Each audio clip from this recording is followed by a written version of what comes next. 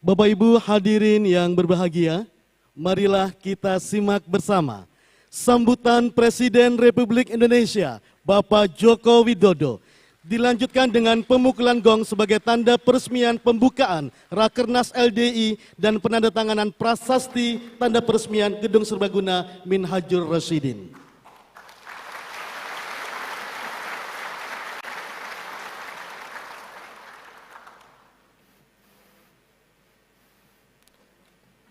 Bismillahirrahmanirrahim.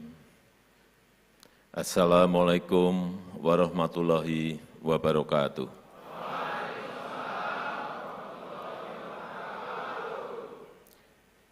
Alhamdulillahirabbil alamin.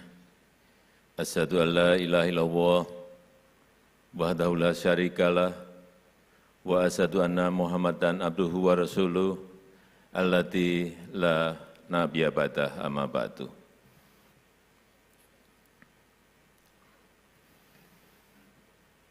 Yang saya hormati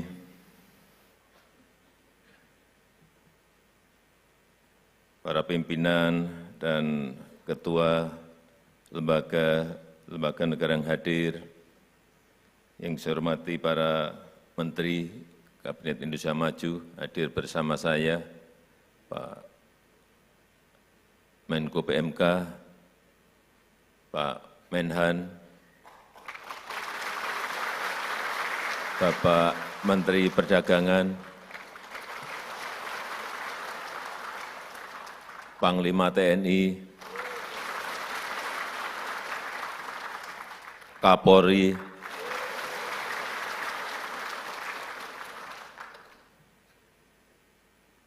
yang saya hormati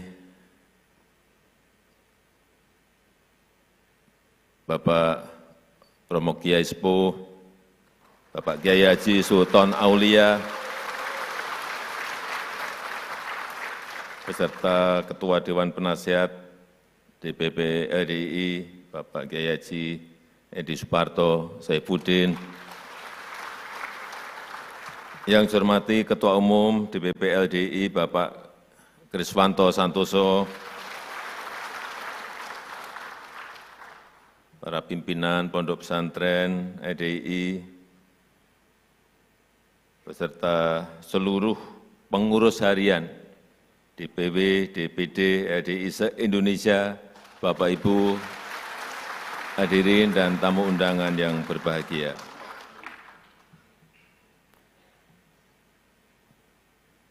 Selalu di mana-mana yang kita bicarakan adalah harapan kita kepada Indonesia Emas 2045.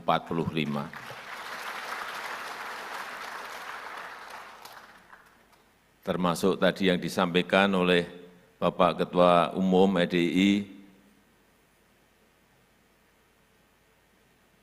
memang kita diberikan peluang karena bonus demografi tahun 30-an, 2030-an itu memang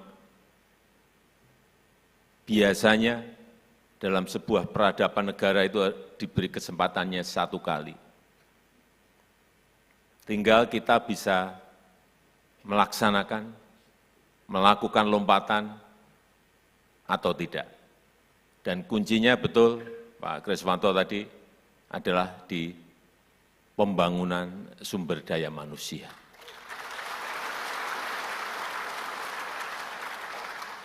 Jadi LDI sudah betul. Tadi yang disampaikan oleh Pak Kris tadi betul. Kebangsaan, keagamaan, pendidikan, kesehatan, sehingga terbentuk sebuah karakter manusia yang betul-betul Indonesia.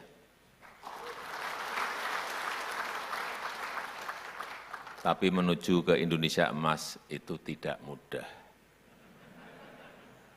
Banyak tantangan yang harus kita selesaikan. Di Amerika Latin,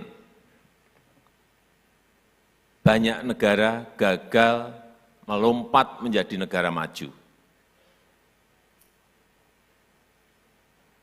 tahun 50-an, tahun 60-an, tahun 70-an mereka sudah menjadi negara berkembang. Tetapi sampai sekarang mereka juga tetap hanya menjadi negara berkembang. Malah ada yang jatuh menjadi negara miskin. Problemnya adalah diberi kesempatan dan tidak menggunakan. Ini yang kita tidak mau itu terjadi di negara kita Indonesia. Insya Allah kita bisa. Asal semangatnya seperti di Rakernas LDI pada pagi hari ini.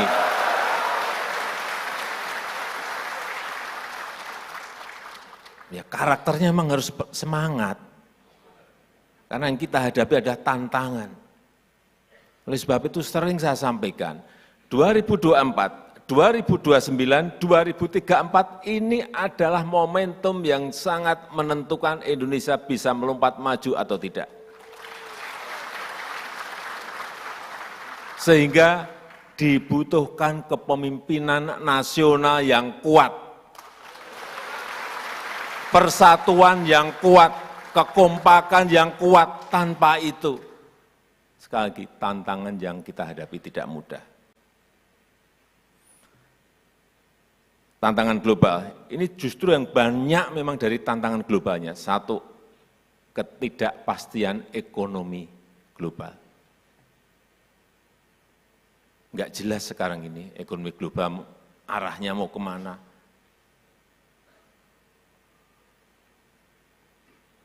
Baru bisa menyelesaikan satu saja muncul persoalan ekonomi yang lainnya. Sehingga sekali lagi dibutuhkan kepemimpinan yang kuat.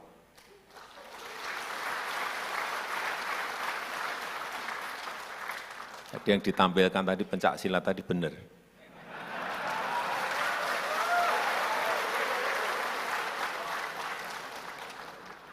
Karena ketuanya Pak Prabowo.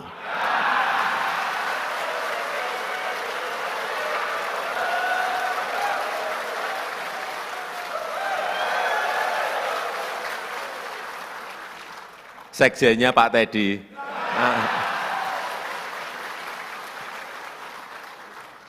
LDI kalau gini-gini itu pinter banget. Memberi simbol-simbol gitu loh. Jadi yang pertama, ketidakpastian ekonomi global yang sulit diprediksi, sulit dihitung, sulit dikalkulasi. Yang kedua, perubahan iklim yang juga sulit dihitung dan sulit diprediksi.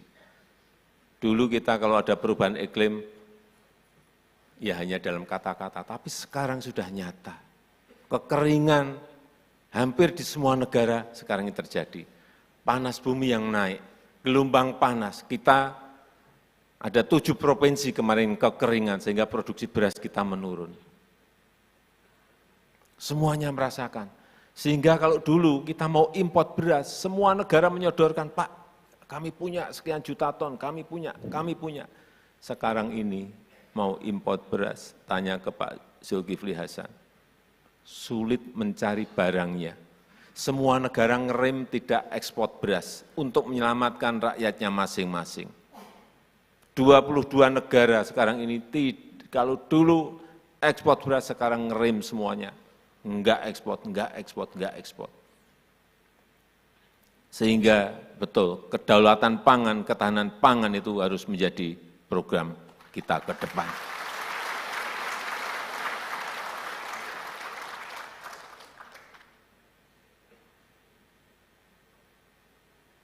Ketidakpastian ekonomi global satu. Yang kedua, perubahan iklim. Yang ketiga, perang.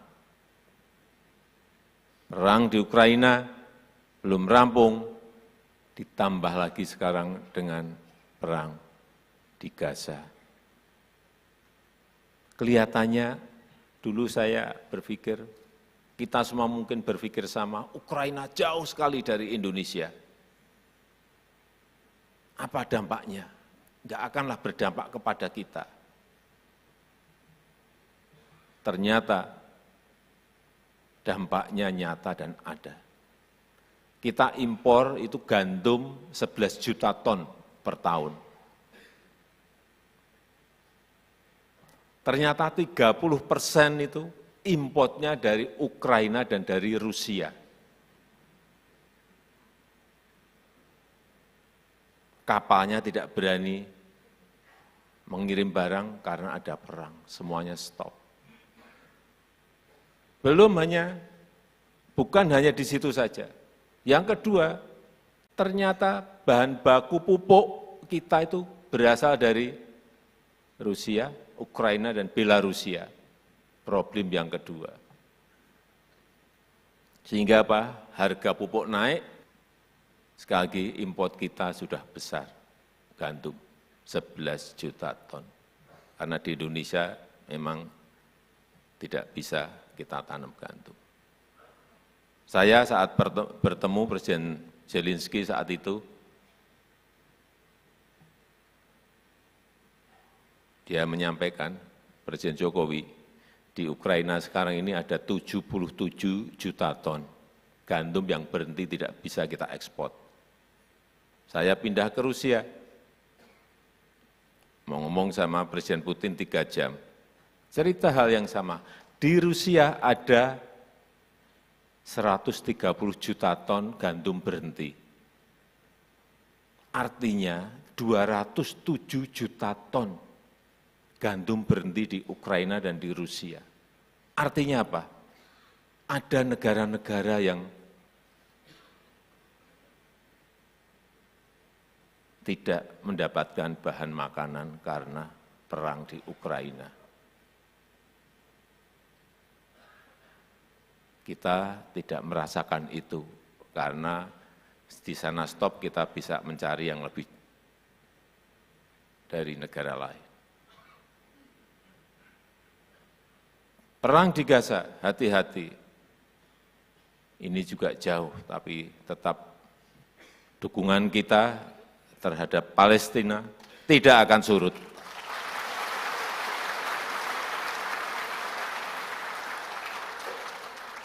Coba Bapak Ibu lihat, Menteri Luar Negeri Bu Retno Marsudi waktu di Dewan Keamanan PBB, paling lantang, paling keras, dan paling menentang.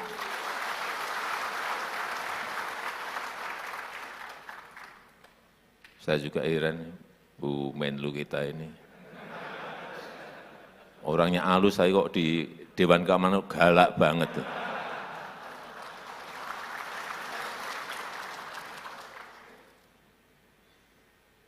Kembali, jadi artinya apa? Peluangnya ada, tetapi tantangannya juga sangat besar. Inilah kenapa ke depan sekali lagi dibutuhkan kepemimpinan nasional yang kuat. Kepemimpinan nasional yang mempersatukan. Kepemimpinan nasional yang mau merangkul semuanya untuk kekompakan, kesolidan, untuk persatuan negara ini dalam mencapai sebuah cita-cita besar Indonesia Emas 2045. Itulah tantangan yang ke depan semakin tidak mudah.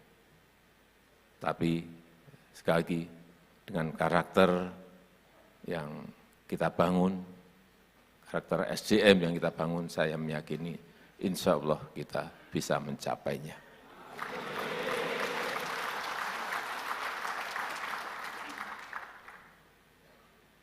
Terakhir, ini pertanyaan mudah.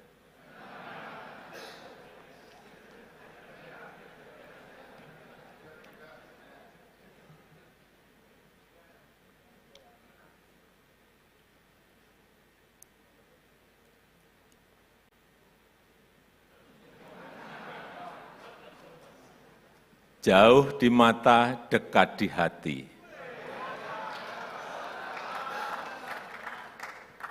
Yang bisa jawab silahkan tunjuk jari.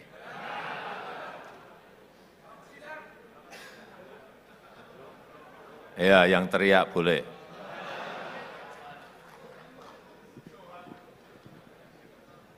Dari Mojokerto Pak Presiden. Dari Mojokerto, jauh di mata, dekat di hati. Itu mudah, empedu.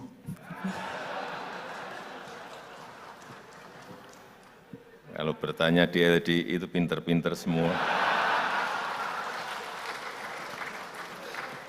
Betul Pak, betul, betul. Silakan duduk.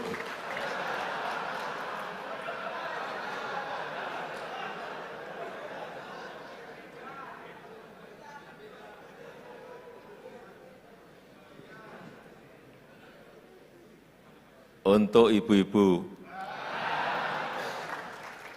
Ibu Kota Negara Baru Indonesia. Ibu, silakan.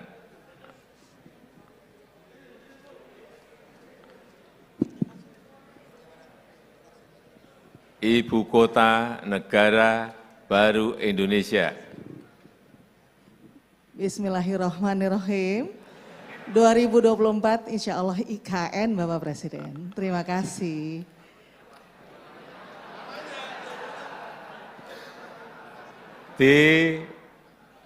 Lebih dijelaskan Bu, IKN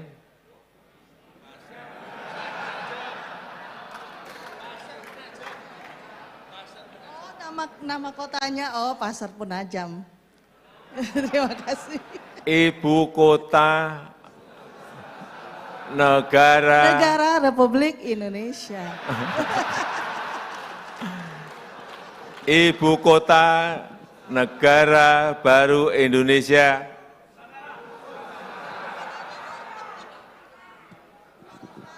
Nusantara. Ya, IKN Nusantara. Saya rasa itu yang bisa saya sampaikan dalam kesempatan yang baik ini. Dan dengan mengucap Bismillahirrahmanirrahim, pada pagi hari ini secara resmi saya buka Rapat Kerja Nasional Lembaga Dakwah Islam Indonesia tahun 2023 dan saya resmikan Gedung Serbaguna Minhajur Rosyidin di Kecamatan Cipayung, Kota Jakarta Timur, Provinsi DKI Jakarta. Terima kasih. Wassalamualaikum warahmatullahi wabarakatuh. Selanjutnya kami mengundang Menko PMK, Menteri Pertahanan, Menteri Perdagangan, Ketua Umum DPP LDI, Ketua Dewan Penasehat DPP LDI, Ketua Dewan Pakar DPP LDI, Sekretaris Umum DPP LDI, Bapak Kiai Haji Sultan Aulia, Bapak Kiai Haji Fawaz Sultan Aulia. Tadi yang menjawab saya beri sepeda.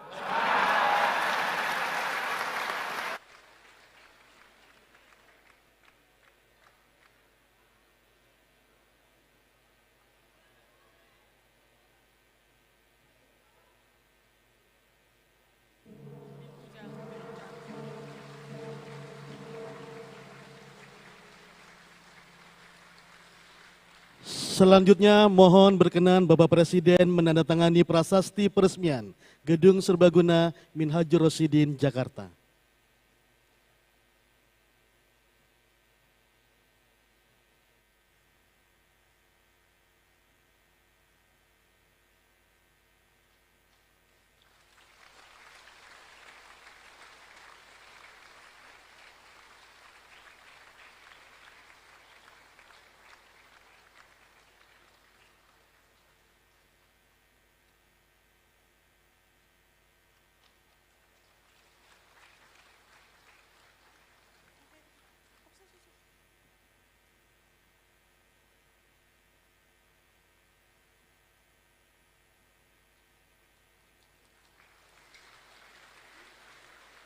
Jelajahi cara baru mendapatkan informasi. Download Metro TV Extend sekarang.